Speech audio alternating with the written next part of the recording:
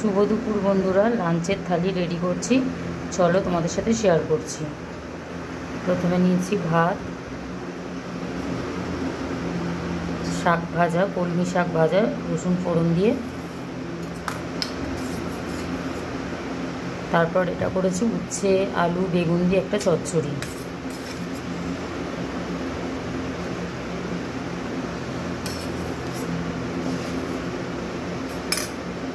আর হচ্ছে এক বাটি রুই মাছের ঝোল পাতলা করে ঝিঙে আলু আর কচু দিয়ে করেছি।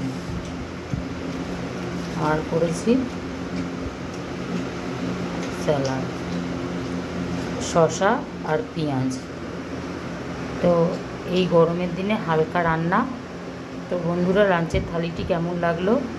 লাঞ্চের থালিটি ভালো লাগলে আমার চ্যানেলটিকে সাবস্ক্রাইব করো, পাশে থেকো, কমেন্ট সাবস্ক্রাইব করো।